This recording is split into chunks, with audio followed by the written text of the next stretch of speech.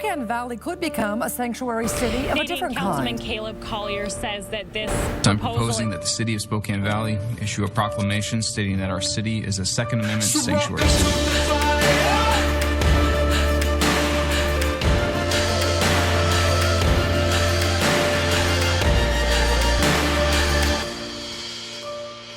Welcome to the fire. Today on Church and State, the Oregoners with Dennis Kneale. Hello, Christian Patriots, and welcome to Church and State, where we drive morality and religion over tolerance and apathy. And I'm your host, Caleb Collier, once again, your favorite far-right shock jock, and the show that talks about politics and religion. Jesus Christ is our referee, so it's always nice and clean. Real quick, point you to the website, churchandstate.media. Fill out our registration form, get our newsletter, bypass all of the censorship, and of course, I personally call every single one of you who fills this out. While you're on the site, check out our most recent episodes. We're coming to you 5 days a week, Monday through Friday, and just bringing some incredible guests and having some incredible conversations and topics that perhaps you're not hearing anywhere else. So go check those out and share them with friends, family, and neighbors. Also check out the featured guest page. We've had some incredible people join us over the years. Ron Paul, Dinesh D'Souza, Eric Trump, General Flynn, a lot of great people that have come on the show. If you click on their name, it'll bring you right to the episode. Also, please do some shopping. Check out our affiliate links. We got some great companies that I personally shop with, and I brought them to you. Every single one of them, use the promo code Church and State. You'll get a discount on many of those, but all of them, you'll be helping to support us. And speaking of support, hit the donate button for us. Keep us alive on NRBTV, Prepper Broadcasting Network, Your News. I mean, there's so many great ones that we're a part of. And also national syndication beginning next week, actually, through AM/FM radio. Obviously, that takes money, ladies and gentlemen, and so anything you can throw our direction certainly helps, and we'll put it to good use. Lastly, if you want to get a hold of us, Church and State 1776 at proton.me. With that, let's go ahead and start this episode. Now, I'm very excited to bring to you Dennis Kneale. He's the author of an upcoming book, Oregoners, which is right in our neighborhood, ladies and gentlemen, is an award-winning journalist. He's a media strategist, advisor to senior executives. He's the host of What's Bugging Me podcast on the Ricochet Network, and he's also previously anchored at CNBC and Fox Business News. Dennis, it is a pleasure to have you on the show. Same here, Caleb. We've been having such a stimulating conversation before the camera rolls. Let's try to live up to it for the rest of this gig. Thanks for this opportunity. Absolutely. It's a real pleasure. And obviously, you know, living in the Pacific Northwest, your book strikes a nerve for us because we're kind of tired. Those of us that are on the conservative side of things, libertarian side of things, we're kind of tired of really the whole West Coast, but specifically the Pacific Northwest, of just always being this liberal nightmare. Yeah, a parody of itself. You know, some people have asked, Dennis, you lived in Brooklyn for 43 years. I moved down to SoFlo, down to South Florida, only in January. Why didn't you write a book about New York gone crazy? Well, New York's so big and diverse, it's hard to kill, and it takes years before bad effects really show up. In Oregon, 4.2 million people, it's a canary in the coal mine for blue states and liberal policies that are morally high-minded, but voters and politicians ignore the bad outcomes. They show up in sharper relief in Oregon, and they show up sooner. And they're showing up like crazy, okay? You have problems such as super high taxes. Something like 68%, I think it is, of Oregoners say, oh, we're headed in the seriously wrong direction. Taxes are one of the biggest reasons companies leave. You have overregulation of the environment. Oregon is one of the biggest sources of timber in the world. It has amazing resources, and yet you can't log it. And so you have timber companies in Oregon spending $250 million to buy timberland in North Carolina. You have the homeless industrial complex in the Portland area, metro area. They spend more than $700 million a year on fewer than 20,000 homeless people. Yet what's the outcome? The homeless ranks went up 64% in 2 years. In fact, homeless street urchins flood to the area because of the good benefits. You have the food bank there, brings in $100 million a year in government grants and other grants so it can distribute homeless. But the addicts on the street only eat so much, And most of them are on food stamps anyway. So some of the food they distribute turns into rat feed. So you have example after example of really bad outcomes. And the high taxes, Portland is second only to New York City in highest taxes. And yet in Portland, the average wait is 20 minutes for a violent 911 call. So you're getting nothing for all the money that you're spending and paying in to taxes. You bring up so many great points here. I'm reminded of the old movie Field of Dreams and the line of "If you build it, they will come," and that is the homeless situation in Portland. Industrial complex, the homeless industrial complex. That's exactly right. People are getting rich off of it, and if they solved the problem, they'd be out of a job. And so the focus is not so much on getting them off the street as the focus is on making them more comfortable on the street. The county gives out tents and tarps, and the police force is told to allow them to set up almost anywhere they want. And yet I had a guy, he's got his own car driver company now, and in the early 2000s, he was homeless, he was addicted to opioids, and he told me that if you want to get them off the street, you must make life as miserable as possible on the street, which is the opposite of what the homeless industrial complex does. You're absolutely right. I mean, areas of Portland, it's not even fun to go down to anymore, and I'm not that far away from it. But it used to be a great, cool city that you could go to and explore, and it was always a little bit weird. They kind of embraced that, but now you don't feel safe going through there, and there's tents literally everywhere. People are on fentanyl all over the place, walking around like zombies. They've destroyed that once very beautiful city. And here's the thing about feeling safe. There's this, I forget the name of the guy. Anyway, the basic things of civilization that you need. And the very first one is safety, that feeling of safety. Before you can have a good life, go to work, build something, safety. And yet you don't have that in Portland. And, I talked to one woman, a gorgeous Farrah Fawcett blonde lawyer, had operated downtown for a good 20 years. And she's assaulted, broad daylight, walking from her parked car to the office. She was so upset about it, she never went back again. It happened 1 year after a friend of hers was assaulted by a guy downtown who threw a big canteen at her head and knocked her out. And, then it turns out I talked to people there, and they say, oh no, the crime risk is not just downtown, it's in every neighborhood. There's homeless people on the streets. There's 40%, I think, of the fires are started by homeless people, accidentally or otherwise. It's just a mess all the way around. So one guy comes along, political operative Dan Levy, who's a star of the book, and he says, why don't we spend an extra $50 million a year on cops? We're at 1993 levels, 1.2 cops per 1,000. Let's make it 2.2. With $50 million, we can do that. Raise the 800 cops on our force to 1,200, 50%, and start preaching safety for the streets. And another guy there, a developer, John DiLorenzo, says, if we can make people feel safe, we will have the best turnaround story. The media will catch on to it. Finally, people start coming back instead of people streaming out and leaving. Something like 40% of Portlanders told the Oregonian survey, oh yeah, we think we're going to be leaving here within 5 years. Mm-hmm. It's a mess. And crime. And what happens when they propose, well, where's the $50 million going to come from? Well, there's this Portland Clean Energy Fund, a special climate change tax, because we're going to fight climate change. And they thought it would bring in $60 million a year. It brings in $200 million a year. By the time my book went to press and came out in April, there was a $700 million surplus that they couldn't even spend yet, okay? So let's take $50 million a year from that fund. And do you know that the Coalition of Communities of Color, a group of 24 minority organizations, came out and hired lawyers to sue to block this proposal to increase police by 50%. Now, why would communities of color, which are bigger exposure to crime, more crime happens there, and minorities are victims more often of crime, why would the Coalition of Communities of Color come out against this? Let's have more cops there.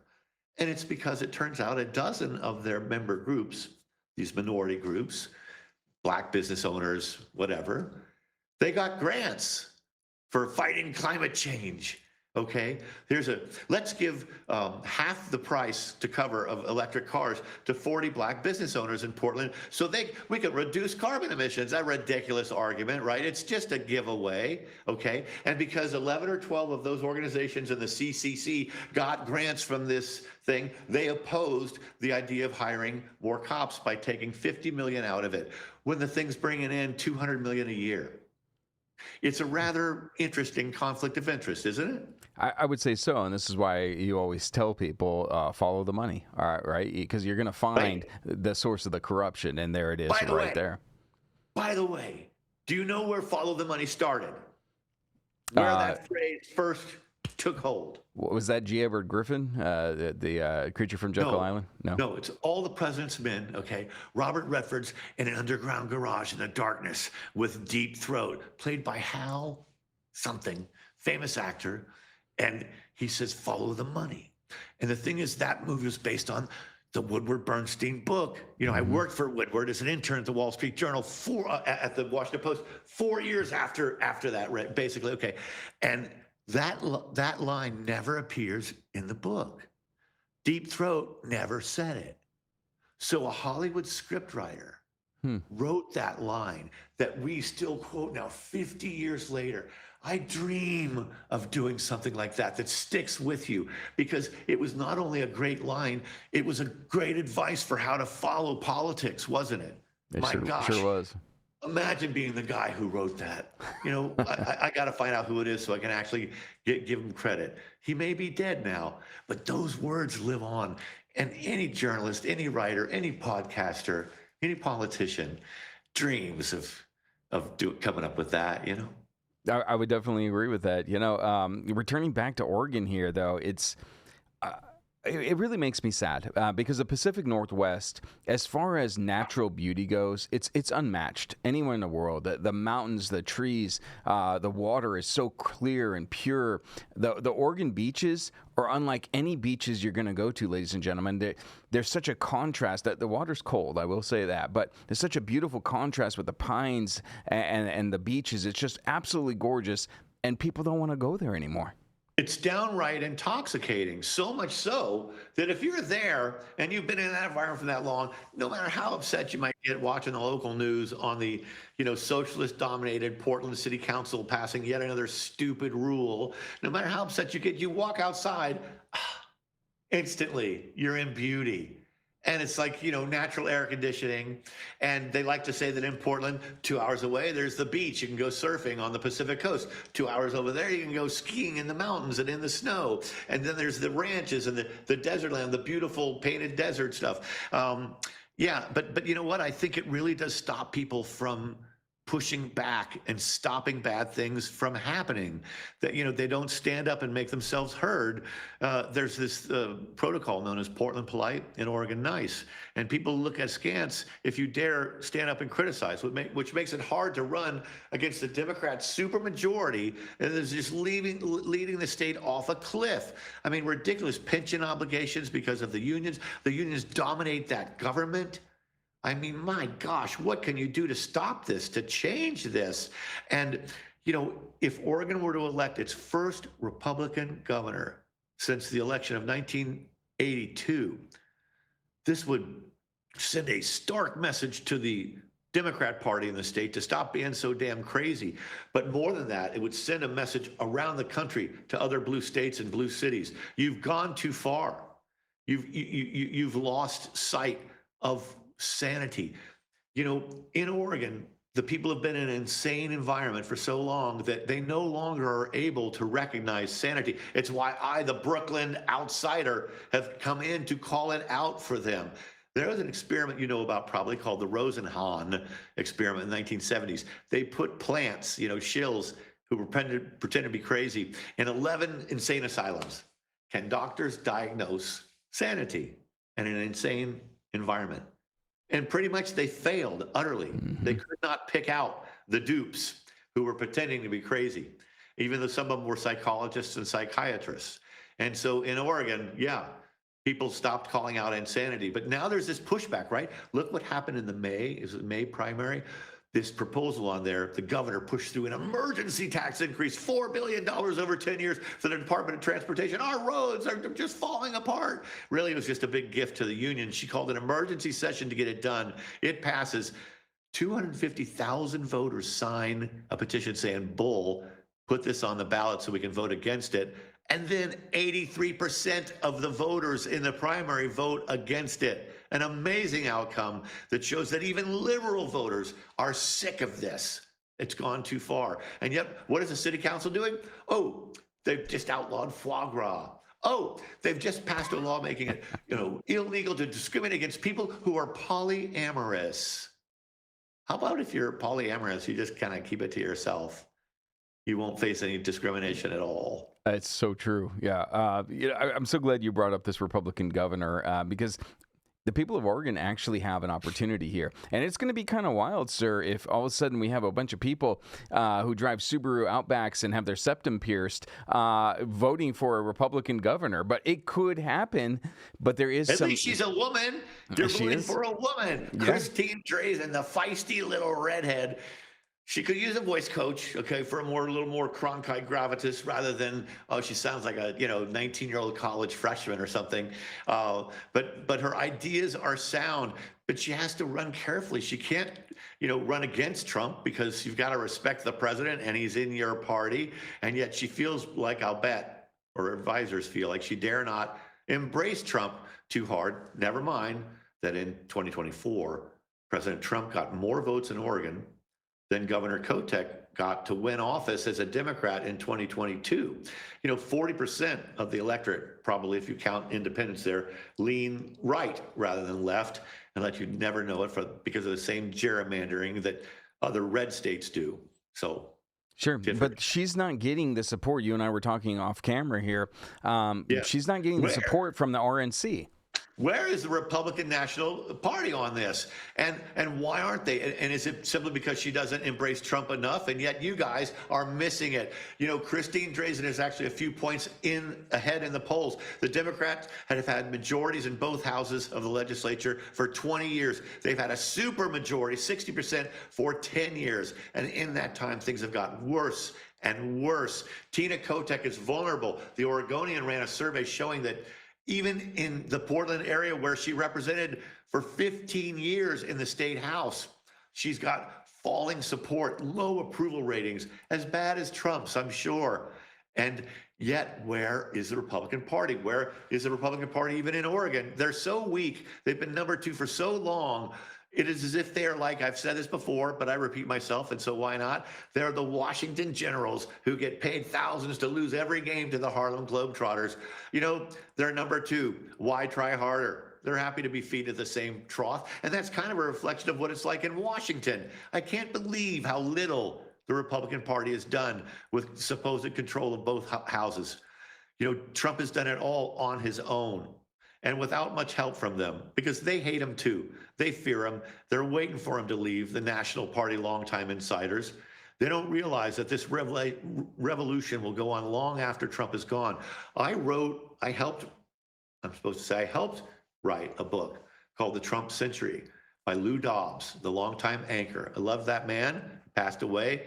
It came out in 2020 before the election, and it argued that whether Trump wins or loses, his revolution is taking hold, and for decades to come, we will be having debates that are centering around the agenda that Trump set. And that was very prophetic and prescient, and that is what's happened. The Trump agenda is the only agenda America has. The only agenda the Democrats have is to oppose the Trump agenda. And now, because they've been stuck in their heels, caught back on their heels, whatever that cliche saying is, the Democrats are being kind of taken over by a bunch of crazy socialists. It's unbelievable. The tent is so big, that the Muslim socialists will be overtaking your entire agenda soon. You're absolutely right. Actually, I was going to ask you about that because, Oregon definitely has a reputation, especially Portland, for these pretty hardcore, crazy Marxists. And currently, the Democrat Party is experiencing quite a problem. And you're seeing the establishment that is, they're not willing to come out and say anything against them, but they sure are working behind the scenes to try to stem this flow of the Democratic Socialists of America. Are we going to see where is the Democrat Party going to fall? Is it going to fracture? Is there going to be two parties coming out of this? I mean, Caleb, hasn't it arguably already fallen? You have leaders like AOC and Chuck Schumer saying it's a Big Ten. We can accommodate socialists. It used to be that Bernie Sanders was the only avowed socialist, and he was kind of cute. Oh, he's in his 80s. Not to worry. He's just an old man. He had maybe a beer too many. But the people the Democrats are electing are dangerous. They are truly crazy. And I can't believe that the Democrats are voting for them. And the old Democrats are terrified of the young. And so they're giving them a certain amount of leeway, a certain amount of rope. But my gosh, you watch. They're going to primary Schumer with AOC. And so he's going to lose. New York just elected 3, I think, Muslim socialists or something. They're likely to win seats in Congress. And yet Muslims keep saying out loud that they want to take over America, that every home will be Muslim. You know, they've got this. I don't see a whole lot of pushback from Muslims saying, no, we don't feel that way. In the same way that I think it was 3 Democrats in the House came out in Washington and said, hey, man, heck, we're not socialists. We are capitalists. We believe in this country and the Constitution. And something like 220 other Democrats said nothing. They didn't say, yeah, us too, because they're afraid. You cowards. You know, how is it that we let, in New York City, a Muslim socialist become mayor of the most capitalist city in the world with 1 million Jews in it? And it's because they have 1 million Muslims. And they elect a guy who resents Israel. He probably resents Jews.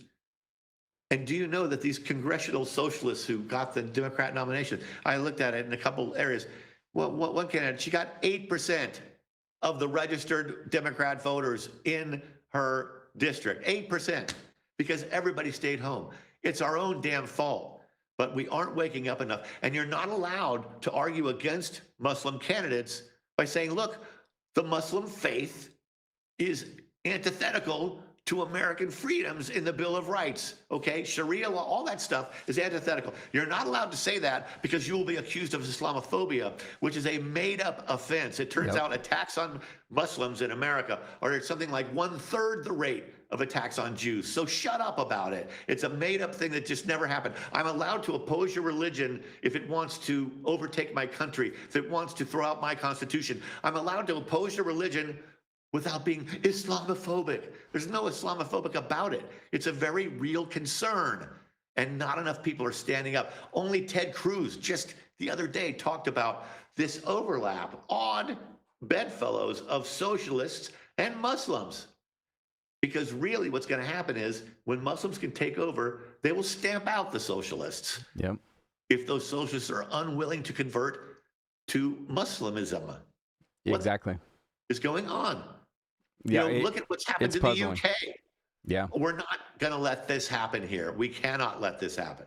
Amen to that. I completely agree. Is this the natural progression, though? I mean, we used to have the so-called blue dog Democrats, the JFK Democrats, and JFK would probably not be accepted in today's Democrat Party. Let us remember that when JFK ran for president, a big issue was, wait a minute, you're Catholic. Yes. Your religion is an issue, because what if you're just going to obey the Pope? And Kennedy was so good looking and smooth that he managed to sidestep that. But it was okay for us to question whether a Catholic can be trusted. I think the issue might have even come up with Joe Biden at the time. It's just that the guy's supporting abortion, so let's forget him, about whether he's any kind of devout Catholic, not worry about that. But if we're allowed to do that for Catholics, we can sure as hell do that with Muslims. And Tom Basile is a Newsmax anchor. I'm on Newsmax 3 times a week, happily. Love that place for putting me on. Tom Basile wrote a column in the Washington Times questioning whether Muslim congressional candidates who win elections can be seated because when they take the oath of office, they are supposed to pledge their fealty above all to the country and the Constitution. And yet, how can a Muslim candidate do that if they want every household to be Muslim? That's what the Muslims who are having mass prayer in Times Square. Why? You've got mosques all over the city. What kind of show of force and strength are you trying to muster here? That's what they say. They want every household to be Muslim. Yeah, it's an invasion. Baptists want every household to be Baptist. It's just that they don't, they allow to live and let live. They just tell you, hey, if you don't accept Jesus, you're going to hell. But then they don't do anything about it. Yeah, they don't force that upon the people. It. Yeah, that is really the difference between Christianity and Islam there is, yes, as a Christian, I want every single person to come to the knowledge and saving grace of Jesus Christ, but I'm not going to tell you that if you don't convert, that I'm going to cut off your head. Right. I will tell you that you're going to go to hell. I'm a fan of 90 Day Fiancé, okay? I just love that show. You and my wife, man. You and my wife. and you know what? That I want to do a story on it. The GDP of 90 Day Fiancé. It's bigger than Law and Order. It's bigger than CSI. I mean, they've got, and they stick with their, I've known some of these people now, watching them for 10 years, okay? And you don't have that in any other reality franchise. But anyway, why did I bring that up? Because, a woman, the mother of the American, tells them, well, if you don't accept Jesus, you're going to go to hell. And the bride's worrying, well, and he's from England and he's not religious at all. And the bride's saying, well, if I'm in heaven and he's in hell, how are we going to be together? I mean, honey, that is so far away to worry about, But yeah, it is a damning, rather arrogant view for Christians to think that you're going to hell. And I know they're trying to encourage people to accept Christ, but you're right. The nonviolent approach is so much more preferable, isn't it? It is, and I mean that's really the backbone of our country, the establishment of the republic. I came across a stunning stat that you may already know, Caleb. Just the other day I was doing research. How many terrorist attacks by Muslims have there been on people in the world? And in the last, I think, 20 or 40 years or something, it's like 33,000. Wow. Incidents, attacks, bombings, terrorists, 33,000. And yet we're supposed to worry about Islamophobia?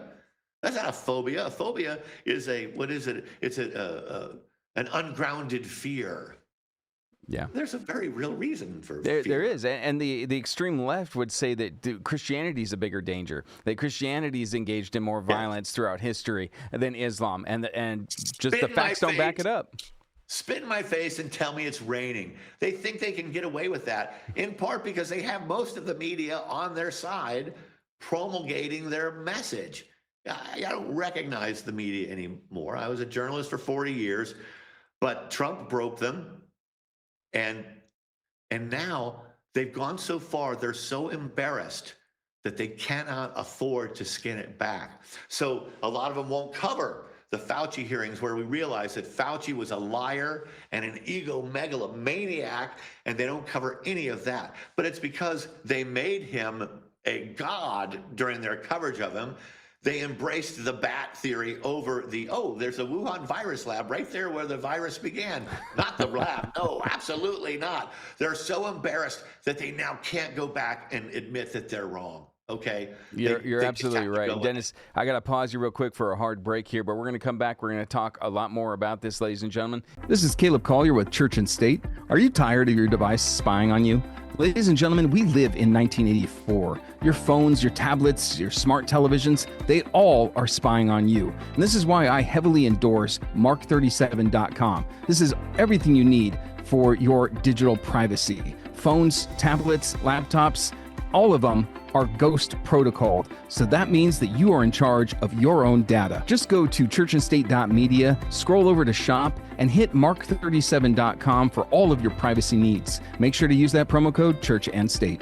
And we are back, and thank you for staying with us. You're over at churchandstate.media, and we're going to go right back to our guest. But real quick, let me plug one of our awesome affiliates. I got to tell you, Dennis seems like the kind of guy that I would love to sit around and smoke a cigar with. I think we would have some wonderful conversations there. And of course, I'd be using Liberty Cigars. Look, I love these guys, ladies and gentlemen. Liberty Cigars, it's not just a cigar, it's a history lesson wrapped in deliciousness. All right, and maybe I should quote that a lot more, use that line a lot more, Chris. But look, every single one of these cigars, there's a story. It's about the generals. It's about the presidents. And you can read about these individuals, founders of our country like Patrick Henry. I love these cigars, ladies and gentlemen. So go give them a try. LibertyCigars.com. Use the promo code Church and State and just tell them, hey, I heard about you guys on Church and State. Also, hit the donate button one more time. Keep us alive. These conversations are so incredible, so wonderful to have. I'm thoroughly enjoying this one. I hope you are as well. So please, if you like the show, hit the donate button. All right, with that, let's go back to our guest, Dennis Kneale, author of The Oregoners. And we're having just a wonderful conversation so far about really kind of fixing some of the ills, the errors in what we're experiencing culturally. This rise in Islam, this rise in Democratic Socialists of America, what's wrong with the state of Oregon and so many other states as well in this union. I had to interrupt you, sir, but please keep going. Well, it's great to keep talking. Although it does occur to me that if this is a conversation rather than an interview, I should be doing a lot more listening. And I always aim to listen more than I speak. But then when you do video hits and you're on TV, you're kind of supposed to speak a lot. So where were we? Well, the whole Muslim Islam thing, it really is a worry. And when you look at what's happened to the UK, I think they have 30 mayors or something, or even more, that are run by Muslim mayors. And I mean, you look at Birmingham, Michigan, or you look at the Somalis in Minnesota. Why did or our what just State happened in Department- Spain, sir? I mean, Spain was just invaded. But why did our immigration czars make it okay for thousands of Somalis to all settle only in one area, so much so that they can take over politically? And then some of them take part in literally billions of dollars in fraud. Yeah. What the heck is going on there? And by the way, God bless Elon Musk. You know, I also wrote the book, The Leadership Genius of Elon Musk. It came out in early 2025, 11 Lessons of Elon for a Better Life and Career, okay? And thank God he came along and got involved in that election for 2024 and opened up that platform to be the freest in the world and stop censoring thousands of views that millions of Americans have the right to hear. Okay, because now you do have a chance to hear the truth. It's just that there's only 100 million Americans on the X platform out of 340 million in the country. And yet that's the only place where you can get an unfiltered version. You can see all kinds of rival views. People think it's all conservative. My feed is filled with so many ridiculous liberal views, liberal politicians. I mean, there's plenty of pink-haired liberals still skewing that algorithm at that company. And yet it is so much freer than anywhere else. We've got to get educated. You know, I save stuff in bookmark files. I cannot believe how much the climate change movement, the scam, is being utterly dismantled and defenestrated. That means thrown out the window on the X platform. Some of the voices coming in with scientifically valid points, just incredible. It's all been nothing more than a big wealth transfer. It's part of the same socialist Muslim cabal. It's just the whole crazy left. And look how the Republicans have a couple of 100 million, I think, or something in their campaign coffers. And the Democrats had to put up their building to borrow $15 million. They're bordering on bankruptcy. Where are your donors? Let's bankrupt them. Yeah. I mean, that's the solution right there. Yeah, I mean, I want to go back to Oregon actually on this. USAID funding stopped. That's exactly. That's exactly right. But yeah, I want to go back to Oregon. I mean, I'm in Washington State, and I'm sure you've seen the news. I'm in Spokane, Washington. Spokane, Washington is currently on fire. There are 3 major fires, 65,000 plus people that have had to flee their homes. I think we're at almost 800 buildings, homes that have been destroyed by this fire. Oregon experiences the same thing. It's because of the climate change, as you just pointed out. There's all this timber out here, and we can't go in there. We cannot do forest management. We cannot log them. What's happening? It's because of the climate change agenda, and now we're experiencing wildfires every single year. Yes, and I have some amazing string in my book, Oregoners, on this. Incredible. Let me grab some of this. And just unbelievable how crazy some of this is.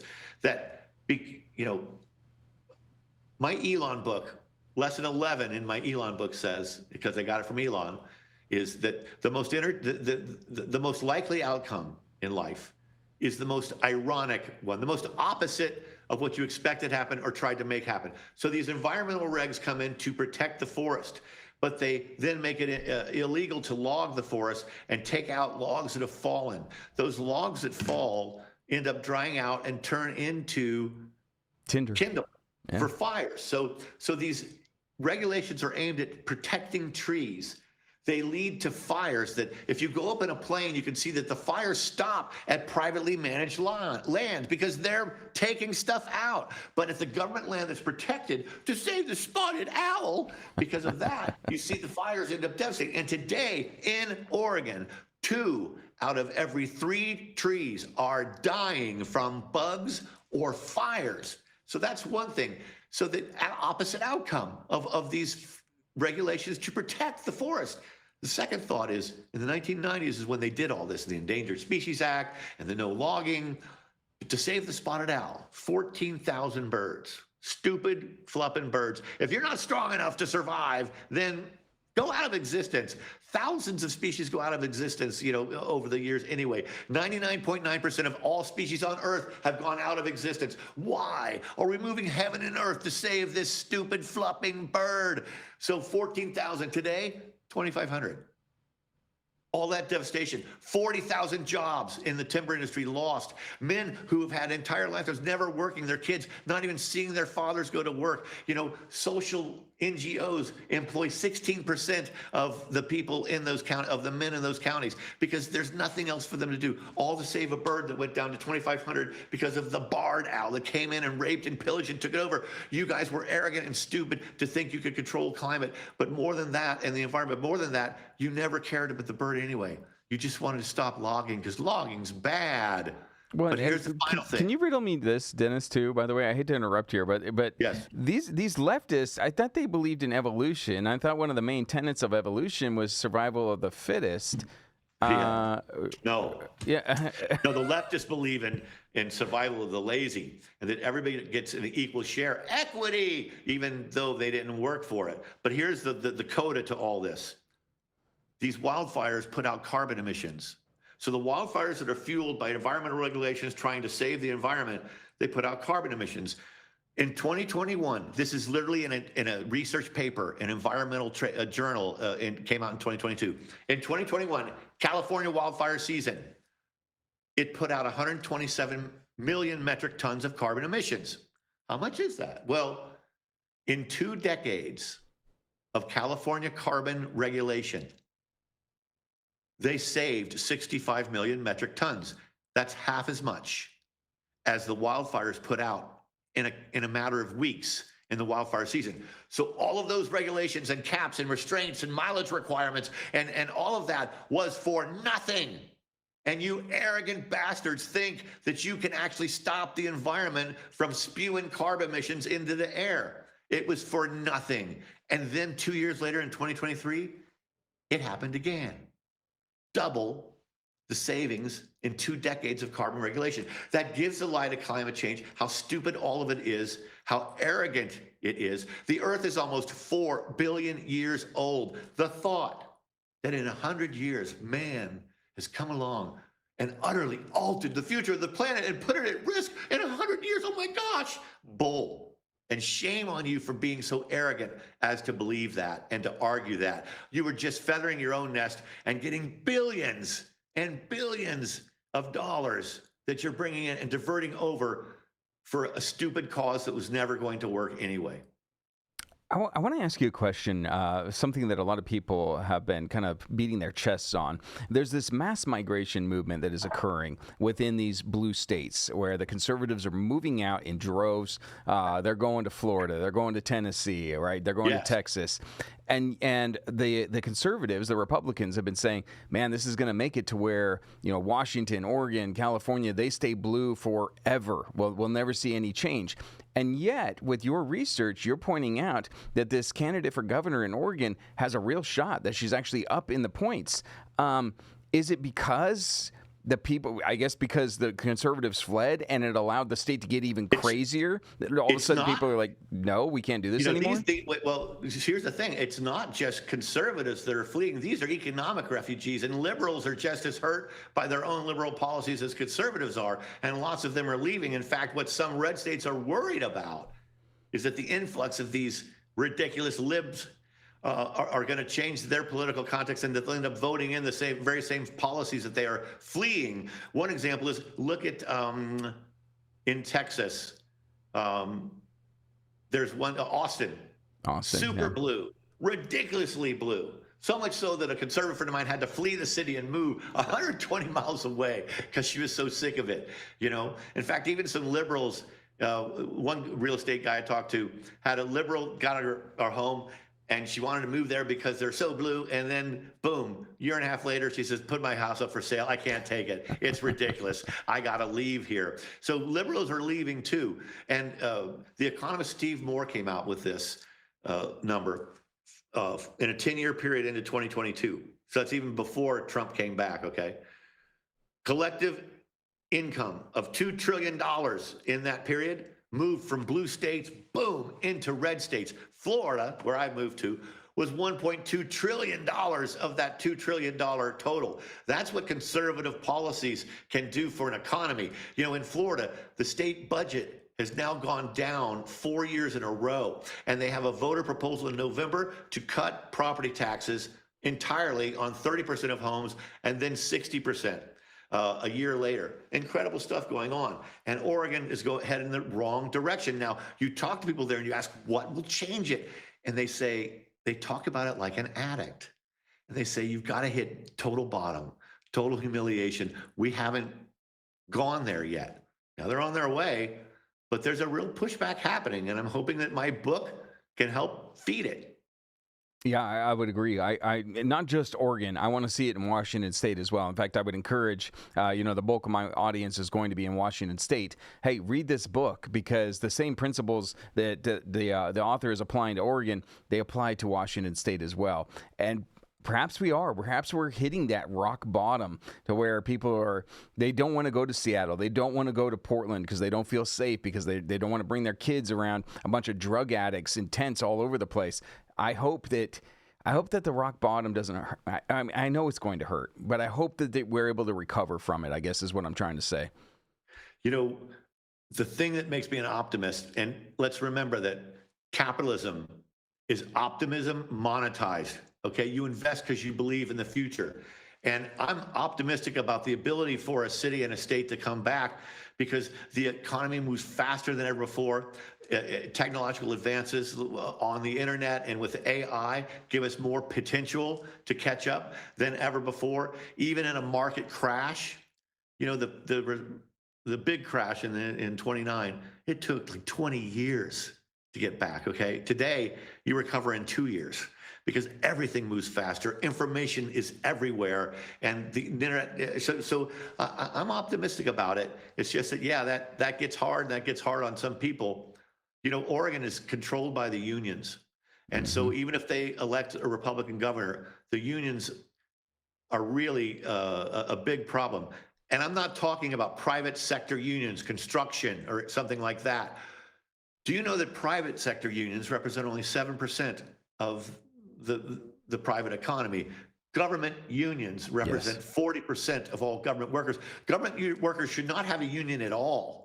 You've got taxpayer money. It's an utter conflict of interest. And I was told by a Democrat operative that in the fall, SEIU, government union, leaders walked into Governor Kotek's office with a several inches thick book and says, here's your state budget for the next 2 years. And I've heard that when you are newly elected Democrat to the state legislature, your first day in office, the union shows up, here's your chief of staff. Unions are uncapped in their ability to donate to political campaigns. They gave $6 million to Tina Kotek in 2022, is more than any other sector. Now there's new caps coming in 2027, but they're way too high. They're like, you can give, I don't know, $13,000 or something, or $35,000. I don't know. I forget the figures. But they're trying to fix it, and still they aren't fixing it enough. And the unions are just going to bankrupt the state. I would completely agree. Well, we are winding down right towards the end of the show. I want to plug your website, OregonersBook.com. Chris is going to bring that up. You can see it right here. But, sir, tell people why they should order your book. You know what? Because Oregon is a canary in the coal mine. It's a petri dish for blue states everywhere, and they're heading in the wrong direction. And Oregon is a case example with real proofs. So please buy it on Amazon. I need the money. Thanks so much for your time. And follow me on X. All right. Yeah, excellent. Yeah, definitely follow this this man on X, Dennis Kneale. You can see him right there on X. But go to the website, ladies and gentlemen, OregonersBook.com. I look forward to reading this book. It seems right up my alley, and I love the cover of saying goodbye to the kids. Like it's kind of a sad thing that we're leaving Oregon. Yeah. So it's been an absolute pleasure having you on the show, sir. I'm gonna go ahead and close this out. If you hold on one more minute post production to say our goodbyes, I'd appreciate it. But again, thank you for your work and thank you for joining us on Church and State. Thanks so much. Have a glorious day, Caleb. Thank you, sir. All right, ladies and gentlemen, there you go. A fantastic book, A Canary in the Coal Mine. I absolutely love that. We can look at this. We can look at this in Oregon. We can look at this in Washington and say, hey, is it time? Have we hit that rock bottom point? Can we start the recovery process? Church and State is brought to you in part by Colonial Life Spokane Independent Agents, Finders Insurance, and Mark37.com. I'm Caleb Collier. I was born for a storm. Welcome to the fire.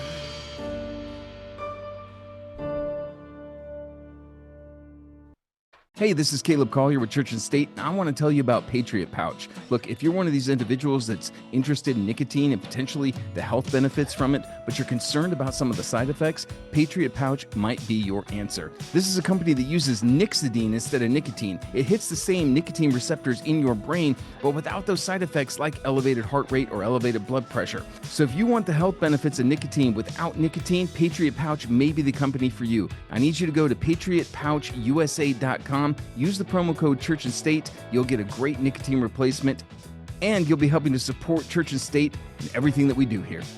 And remember, when you go to patriotpouchusa.com, not only are you supporting a Christian patriot business owner, but you're helping to support Church and State. Hey, this is Caleb Collier with Church and State, and I want to tell you about methylene blue. For a long time now, you've seen the Maha people using methylene blue. I thought I'd give it a try. You know what? It helped me considerably, not only with mental clarity, but also with insomnia. Now, you got to be careful with methylene blue because the market is filled with counterfeit products. But Best 365 Labs is the greatest methylene blue on the market. Telling you, take this stuff, enjoy the benefits, and it'll also have a little bit of fun when going to the bathroom. I need you to go to best365labs.com and use that promo code Church and State. You're going to get a discount. You'll also be helping to support Church and State and our pursuit of truth. Hey, this is Caleb Collier with Church and State. I'm here to tell you about Hunter's Blend Coffee. I got to tell you, I absolutely love this stuff. I'm all about the dark roast. Hunter's Blend Coffee, black powder. Doesn't that just sound like deliciousness and rebellion? I got to tell you, in America, we don't drink tea. No, we drink coffee. It's the food of the gods, and I endorse and support Hunter's Blend Coffee. Got to tell you. Tastes like freedom. So I need you to go over to churchandstate.media, scroll to Hunter's Blend Coffee, and use the promo code Church and State to help support us. And when you go to huntersblendcoffee.com, not only will you be getting a great cup of coffee, but you also, if you use the promo code Church and State, be supporting Church and State and our dogged pursuit of truth.